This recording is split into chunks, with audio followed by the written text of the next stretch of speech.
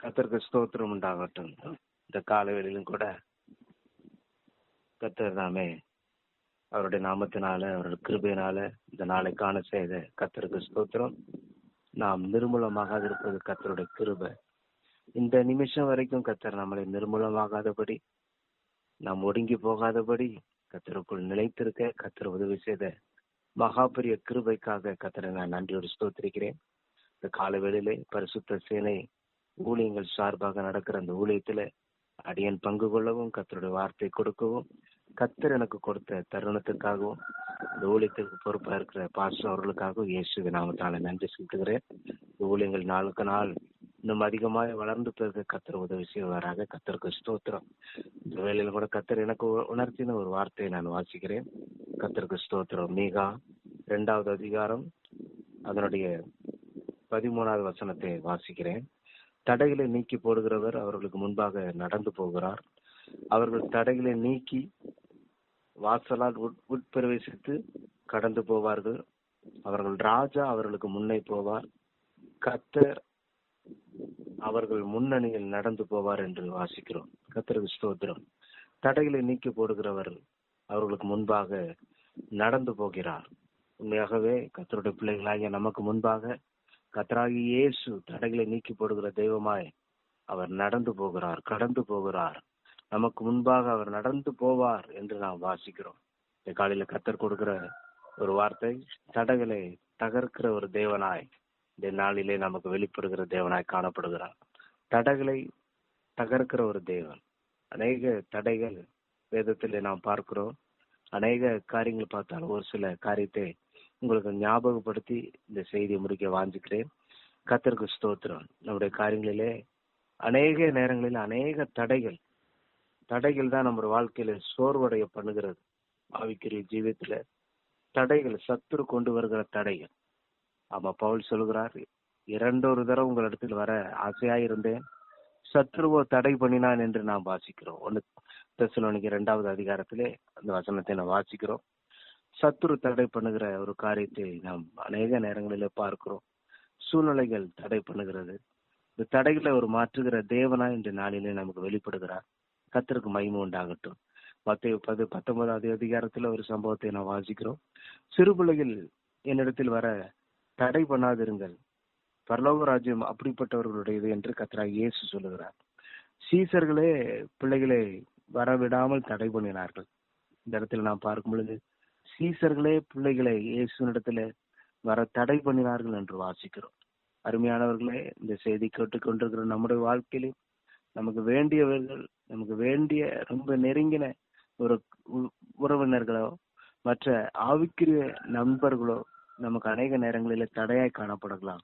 ஆனால் கர்த்தர் அதையும் தாண்டி சிறு பிள்ளைகள் என்னிடத்தில் வர தடை செய்யாதிருங்க என்று சொல்லி அந்த குழந்தைகளை அவர் ஆசீர்வதித்தறிந்து நாம் பார்க்கிறோம். கர்த்தர் நம்ம தடைகளை அவர் நீக்குகிற ஒரு தேவனாய் நமக்கு முன்பாக நடந்து போகிறார் என்று வாசிக்கிறோம். கர்த்தருக்கு ஸ்தோத்திரம். எகிப்து ஒரு தடையாய் காணப்பட்டது.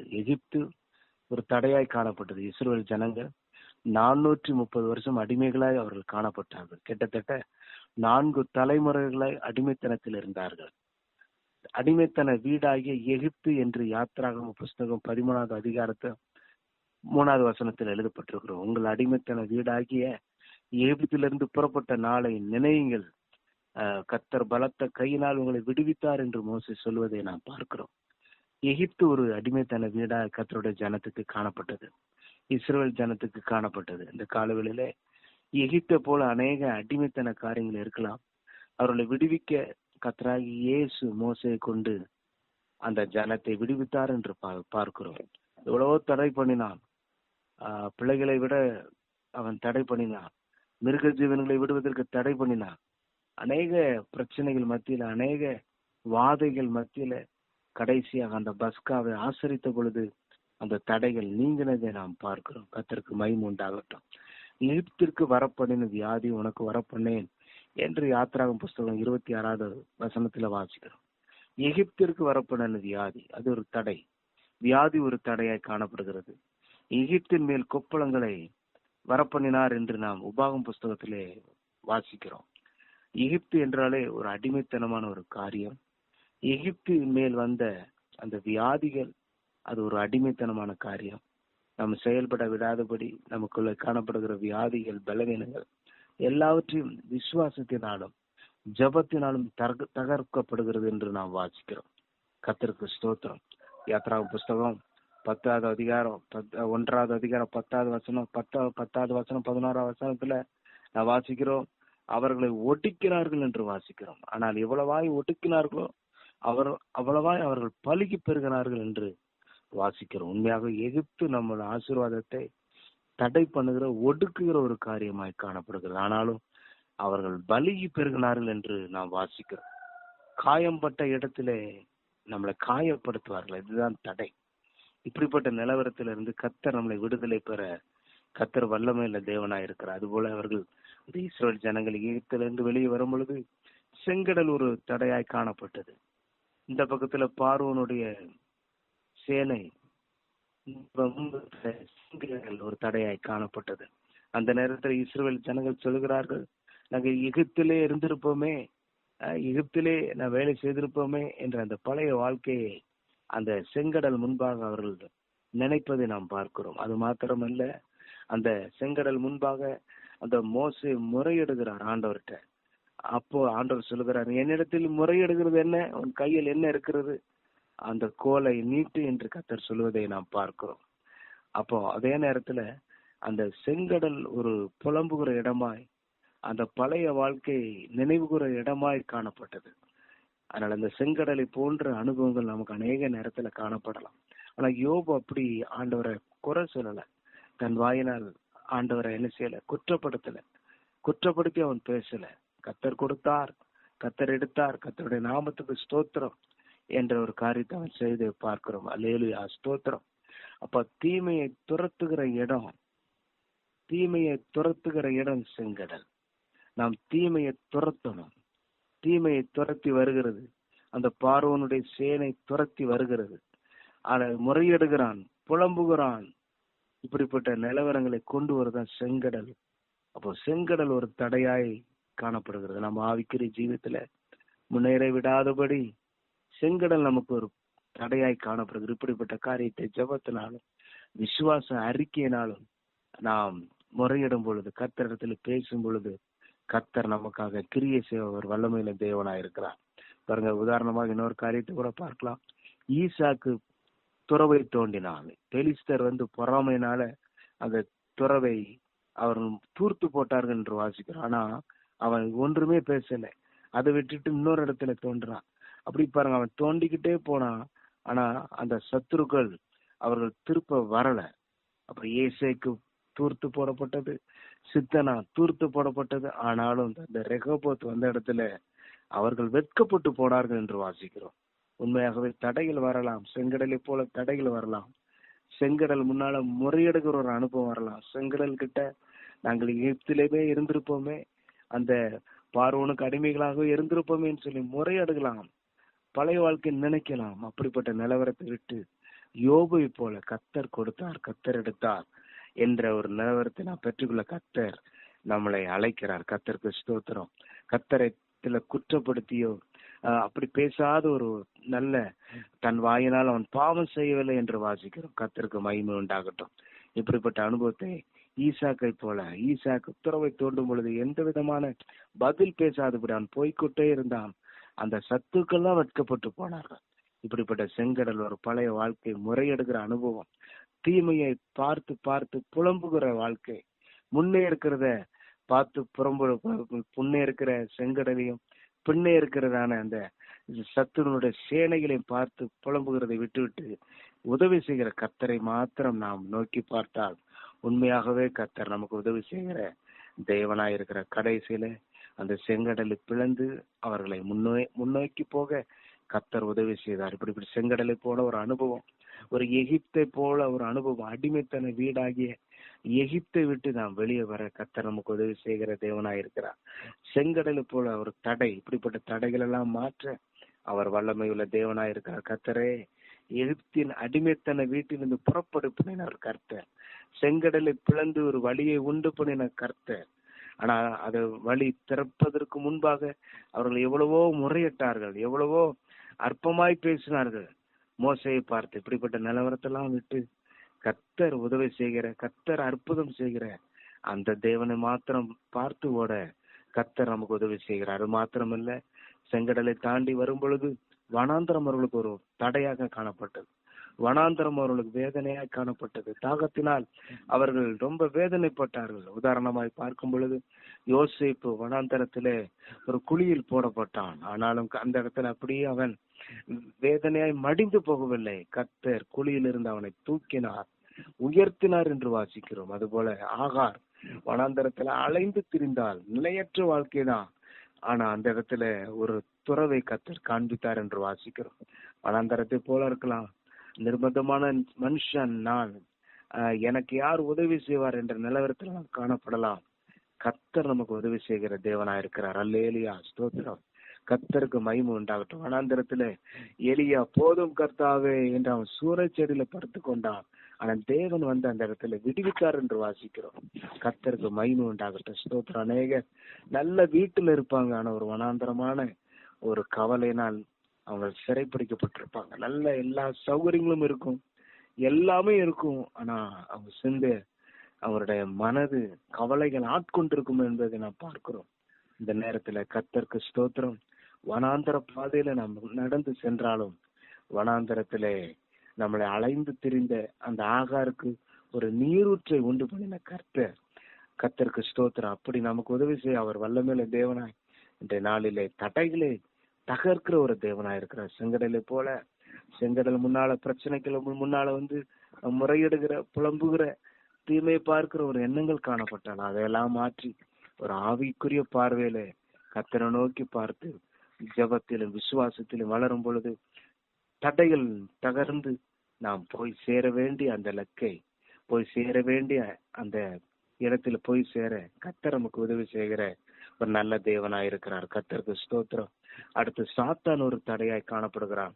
4வது பார்க்கும்போது சாத்தான், யாத்திராகமம் 17வது அதிகாரம் 8வது வசனத்துல ரெவிதீமிலே அமலேக்கியர் வந்து யுத்தம் பண்ணினார்கள் என்று வாசிக்கிறோம்.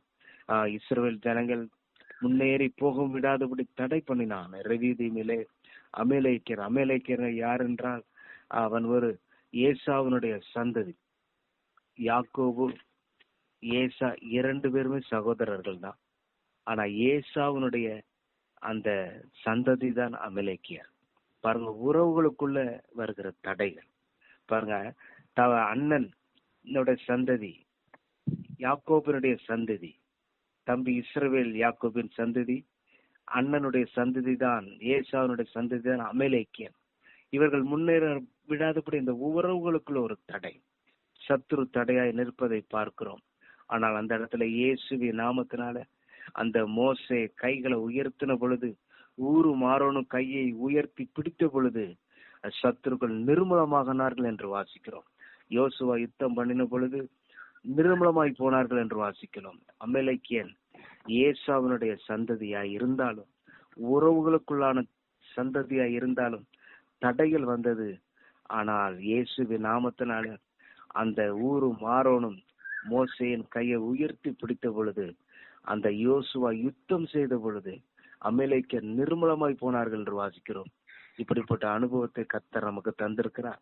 ஒவ்வொரு நாளும் கரங்களை உயர்த்தி கர்த்தருடைய சமூகத்திலே நாம் நோக்கி பார்க்கும் பொழுது, நம்ம உறவுகளுக்குள்ள உள்ளதான ஒரு தடைகளா இருந்தாலும், சத்துருவுடைய தடைகளா இருந்தாலும் கர்த்தர் அதை நிர்மூலமாக்குகிற தேவனாய் இருக்கிறார். சத்துருவினால் வருகிற தடைகளை பார்த்தோம், எகிப்தினால் வருகிற தடைகளை பார்த்தோம், செங்கடலினால் வருகிற தடைகளை பார்த்தோம். கர்த்தருக்கு மகிமை உண்டாகட்டும், ஸ்தோத்திரம். பாருங்க, தேவ பிள்ளைகள் பிரியமாய் வாழ விடாதபடி ஏதேனில சத்துரு தடுத்தான். பாருங்க, ஏதேனில ஆதாம் ஏவாள் சுகமாய், பிரியமாய், இன்பமாய், மகிழ்ச்சியாய் வாழ ஆசைப்பட்டார்கள். ஆனால் சத்துரு அதை தடை பண்ணி போட்டான். ஆனா அதையும் தாண்டி 2ஆம் ஆதாமையை இயேசு நமக்குள் வந்திருக்கிறார். ஆவியானவராய் நமக்குள் உலாவி கொண்டிருக்கிறார். சத்துருவை நிர்மூலமாக்குகிற வல்லமை வேதத்தில் ஒரு வசனம் வாசிக்கிறோம். அந்தபடி திரும்பவும் பயப்படுவதற்கு அடிமனத்தன ஆவியை பெறாமல் அப்பா பிதாவே என்று கூப்பிடத்தக்க புத்திர சுகாரத்தின் ஆவியை நமக்கு அவர் தந்திருக்கிறார். அந்த ஆவியினாலே சத்துருனுடைய கிரியைகள் எல்லாவற்றையும் நாம் நிர்மூலமாக்கி ஒவ்வொரு நாளும் ஜெயத்தை பெற்றுக்கொள்ள கர்த்தர் நமக்கு உதவி செய்கிற ஒரு நல்ல கர்த்தராய் இந்த நாளிலே அவர் காணப்படுகிறார். நம்முடைய வாழ்க்கையில அநேக தடைகள் காணப்படலாம். படிப்பிலேயோ, வேலைகளிலோ, சுகத்திலேயோ, வியாதியில விடுதலை பெறாதபடி ஒரு தடைகள் காணப்படலாம். இருதயத்துல சமாதானம் இல்லாதபடி அதன் தடைகள் காணப்படலாம். நல்ல ஆவியில அப்பா பிதாவை என்று கூப்பிடத்தக்க அந்த புத்திர சுவீகாரத்தின் ஆவியை பெற்றுக்கொண்டு ஆவியில நிரப்பப்பட்டு அந்த அந்த அபிஷேகத்தினால அந்த தடைகளை நாம் உடைத்து கர்த்தருடைய வார்த்தையினால பாருங்க, கர்த்தராகிய இயேசுவை சாத்தான் தடை பண்ணினான். சோதனைக்காரன் வந்தான், சோர்ந்து போக செய்தான். கர்த்தர் வசனத்தினால் அவனை தடை பண்ணினார், ஜெயித்தார் என்று வாசிக்கிறோம். கர்த்தருக்கு ஸ்தோத்திரம். இயேசுக்கு வராத சோதனைகள் இல்ல, சோதனைகளை ஜெயித்தார். அதுபோல நாமும் கர்த்தரோட ஆவியினால் இந்த சோதனைகளை தடைகளை ஜெயித்து ஜீவிக்க கர்த்தர் நமக்கு உதவி செய்வாரா. கடைசியாக யோர்தான் தடையா இருந்தது. யோர்தான் பாருங்க, கரை புரண்டு ஓடுகிறது. இது பார்க்கும் பொழுது ஒரு பயத்தை குறிக்கிறது. ஒரு சின்ன காரியம் தான், ஆனா பார்க்கும் பொழுது பயமாய் தோன்றினது. யோசுவா 3வது அதிகாரம் 15வது வசனத்துல தூரமாய் பார்க்கும் பொழுது கரை புரண்டு ஓடுகிறது. ஆசாரியர்கள் பாருங்க, உடன்படிக்கை பெட்டியை சுமந்து கொண்டு அந்த யோர்தான் இடத்துல போய் கால் வைத்த உடனே அது அங்கும் இங்குமாக குவியலாய் நின்றது என்று நாம் வாசிக்கிறோம்.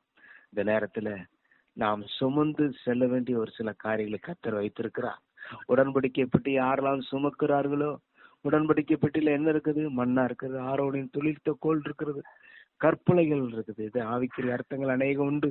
மன்னா கர்த்தருடைய வசனம், கர்த்தருடைய அந்த நியாய பிரமாணத்தினுடைய காரியங்கள், கர்த்தருடைய சட்ட திட்டங்கள் இப்படி நாம் நடக்கும் பொழுது உண்மையாகவே நாம் யோர்தானை போல சூழலை இருந்தாலும் நம்முடைய கால் பட்ட உடனே அது குவியலாய் நின்று நமக்கு வழி உண்டு பண்ணுகிற ஒரு காரியத்தை பார்க்கலாம். கர்த்தருக்கு ஸ்தோத்திரம். நம்ம எந்த அளவுக்கு ஆவிக்குரிய அனுபவத்தை பெறுகிறோமோ, எந்த அளவுக்கு ஆவிக்குரிய காரியத்திலே நாம் அதிகமாய் சுமக்கிறோமோ நாம் பாக்கியவான். அல்லேலூயா, ஸ்தோத்திரம். நாம் சாதாரணமானவர்கள் அல்ல. நாளுக்கு நாள் கர்த்தருடைய காரியங்களிலே பெறுகிறவர்களாகிய கிருபையிலேயும் வல்லமையிலேயும் கர்த்தருக்கு அடுத்த சுபாவத்திலேயும் நாம் பெருக்குகிறவர்களாயும் காணப்பட வேண்டும். சத்துருவானவன் கோதுமையை விதைத்த அந்த நேரத்துல தூங்கும் பொழுது களைகளை விதைத்தான் என்று வாசிக்கிறோம். நல்ல பயிர்கள் வளர விடாதபடி சத்துரு எப்போ நாம் தூங்குவோம் என்று பார்த்து அவன் களைகளை விதைக்கிற ஒரு சத்துருவாய் காணப்படுகிறான். நாம் விழித்திருந்து கர்த்தருடைய காரியங்களிலே, கர்த்தருடைய கிருபையிலேயே, கர்த்தருடைய வல்லமையிலேயே, ஜெபத்திலே, வேத வாசிப்பத்திலே அனல் மூட்டி எழுப்புகிற காரியங்களிலே ஒவ்வொரு நாளும் கர்த்தருடைய காரியங்களில் அனல் மூட்டி எழுப்பி நாம் வளரும் பொழுது யோர்தான் கரை புரண்டு ஓடினாலும் அதை கர்த்தர் ஒரு நிமிஷத்துல, ஒரு செகண்ட்ல அதை அப்படி வழி விலக செய்கிற தேவனாயிருக்கிறார். கர்த்தருக்கு ஸ்தோத்திரம். டெய்லி கர்த்தருடைய வார்த்தை வாசிப்பது, ஆவிக்குரிய காரியங்களிலே நாம் சுமப்பது, சரீரத்திலே நம்முடைய வேதனைகளையும் துக்கங்களையும் நாம் சுமந்து கொள்ளாதபடி ஒவ்வொரு நாளும் நல்ல ஸ்தோத்திரங்களை, ஜபங்களை நாம் சுமப்போம். அவருடைய சமூகத்தை நாம் சுமப்போம். இப்படி உடன்படிக்கப்பட்டு யாரெல்லாம் சுமந்து போகிறார்களோ, எவ்வளவு பெரிய யோர்தானா இருந்தாலும் சரி, கரை புரண்டு ஓடுகிற அனுபவமா இருந்தாலும் அது நாம் முன்னே போகும் பொழுது தடைகளை நீக்குகிற தேவன் நமக்கு முன்பாக அவர் கடந்து செல்கிறார். அத்தடைகளை உடைக்கிற தேவன் நமக்கு முன்பாக கடந்து செல்கிறார். எலிசா சால்வை பாருங்க, 1 ராஜாக்கள் 2 ராஜாக்கள் 2வது அதிகாரம் 8வது வசனத்துல வாசிக்கிறோம். அவன் சால்வையை சுழட்டி அடித்த பொழுது யோர்தான் பிரிந்தது என்று வாசிக்கிறோம். சால்வை என்பது அபிஷேகத்தை குறிக்கிறது. ஆவியினால் நிரப்பப்பட்டு, அபிஷேகத்தினால் நிரப்பப்பட்டு நாம் ஜெபிக்கும் பொழுது அந்த கரை புரண்டு ஓடுகிற அந்த சத்துருடைய கிரியைகள் பிரிந்தது, வழி உண்டானது என்று வாசிக்கிறோம். இதை கேட்டுக்கொண்டிருக்கிற நம்முடைய வாழ்க்கையில ஸ்தோத்திரம், ஆவியினாலே பலப்படுவோம். ஆவியினாலே கர்த்தருடைய காரியங்களிலே ஆராதனையை செய்வோம். ஆவியினால் நாம் நடத்தப்படுவோம். ஆமா, கிறிஸ்து இயேசுவில் இருந்த சிந்தை உங்களுக்குள் இருக்க கடவுது என்று நாம் வாசிக்கிறது போல ஒவ்வொரு நாளும் கிறிஸ்துவின் சிந்தையினால், கிறிஸ்துவின் ஆவின் நிறைவினால் ஒவ்வொரு நாளும் ஜீவிக்கும் பொழுது எந்தவித தடைகளாய் இருந்தாலும் சரி, எந்தவித சூழ்நிலைகளாய் இருந்தாலும் சரி, கர்த்தர் அதை மாற்ற வல்லமையுள்ள தேவனாய் இருக்கிறார். எகிப்தை போல ஒரு அடிமைத்தனமான காரியமா இருந்தாலும் சரி, கர்த்தர் அதை உடைத்து நம்மளை வெளிக்கொண்டு வர வல்லமையுள்ள தேவனாய் இருக்கிறார். செங்கடலை போல அந்த இடத்துல வந்து புலம்புகிற, பிரச்சனை பார்த்து புலம்புகிற, பிரச்சனை பார்த்து அதைரியப்படுகிற சூழ்நிலையெல்லாம் இருந்தாலும் சரி, கர்த்தருடைய கோலை நாம் நீட்டும் பொழுது, வார்த்தையின்படி வார்த்தையை விசுவாசிக்கும் பொழுது, வார்த்தையை உச்சரிக்கும் பொழுது, வார்த்தையை நாம் மகிமைப்படுத்தும் பொழுது, உண்மையாகவே அந்த இடத்துல ஒரு விடுதலை நாம் பார்க்கிறோம். கர்த்தருக்கு ஸ்தோத்திரம். அமலேக்கினால் வருகிற தடை, சத்துருவினால் வருகிற தடை, இயேசுவை சத்துரு சோதித்தான் என்று வாசிக்கிறோம். கர்த்தர் ஜெயித்தார், கர்த்தர் ஜெயித்தார். அதுபோல நாமும் அந்த சத்துருவை ஜெயிக்க நம்ம ஒவ்வொரு அமலேக்கியன் என்பவன் அந்த யாக்கோபனுடைய, இஸ்ரவேலுடைய அண்ணனுடைய சந்ததி, உறவுகளுக்குள்ள இருக்கிற தடைகளா இருந்தாலும் சரி, கர்த்தர் அதை மாற்றுகிற ஒரு தேவனாய் இருக்கிறார். மோசையை போல கரங்களை உயர்த்தி தேவனுடைய சமூகத்தில் நாம் நிற்கும் பொழுது அந்த அமலேக்கியன் வீழ்ந்து போவான் என்பதில் எந்த விதத்திலும் சந்தேகம் இல்லை. இதை கேட்டுக்கொண்டிருக்கிற உங்க வாழ்க்கையில, நம்முடைய வாழ்க்கையில தடைகள் வழியாய் போகலாம். ஆனாலும் விரும்பினது வரும் பொழுது கர்த்தர் விருட்சம் போல் இருக்கும் என்று வாசிக்கிறோம். நெடுங்காலமாய் காத்திருக்கிறது இருதயத்தை இளைக்க பண்ணும். விரும்பினது வரும் பொழுதோ ஜீவ விருட்சம் போல் இருக்கும் என்று வாசிக்கிறோம். கர்த்தருக்கு ஸ்தோத்திரம். யோர்தானின் தடைகளை ஆசாரிகள் உடன்படிக்கப்பட்டு சுமந்து கொண்டு போன பொழுது ஆவிக்குரிய அனுபவங்கள் எவ்வளவுக்கு அதிகமாய் சுமக்கிறோமோ, நாம் போகிற இடத்துல தடைகளை மாற்றுகிற தேவன் நமக்கு முன்பாக கடந்து சொல்வார். உலகத்துல ஐஸ்வர்யத்தை சுமந்து போகலாம், ஆசாபாசங்களை சுமந்து போகலாம், உலகத்தினுடைய உயர்வுகளையோ பதவிகளையோ, அது அல்ல. கர்த்தருடைய அந்த ஆவிக்குரிய அனுபவங்களை நாம் சுமந்து செல்லும் பொழுது அந்த ஆவியிலே இந்த சத்துருவின் கிரிகளை நிர்மூலமாக்குகிற தேவன் நமக்கு முன்பாக கடந்து போவார். கந்த வார்த்தை அந்த கர்த்தருக்கு ஸ்தோத்திரம். ஒவ்வொரு நாளும் ஆவியிலே நிரப்பப்பட்டு சத்துருவின் கிரியைகளாம் நிர்மூலமாக்கி நாம் ஜெயத்தோடு கூட நமக்கு நியமிக்கப்பட்டிருக்கிற அந்த நல்ல போராட்டத்தை போடி பவுலை போல ஜெயமாய் ஓட்டத்தை முடித்து அந்த பந்தய பெருளை பெற்றுக்கொள்ள கர்த்தர் நம்ம யாவருக்கும் இதை கேட்டுக்கொண்டிருக்கிற எல்லாருக்கும் தனிப்பட்ட ஜீவியத்துல, குடும்ப வாழ்க்கையில கர்த்தர் உதவி செய்வார் என்று கேட்டுக்கொண்டு இந்த செய்தியை முடிக்கிறேன். கர்த்தருக்கு மகிமை உண்டாகட்டும். வாய்ப்பு தந்த கர்த்தருக்கு ஸ்தோத்திரம். ஆமென். ஸ்தோத்திரம், ஸ்தோத்திரம். ஆமென். ஸ்தோத்திரம். வாதிகளுக்காக கர்த்தரை நன்றியோடு ஸ்தோத்திரம் பண்ணுவோம். ஸ்தோத்திரம், ஸ்தோத்திரம், ஸ்தோத்திரம், ஸ்தோத்திரம், ஸ்தோத்திரம், ஸ்தோத்திரம், ஸ்தோத்திரம்.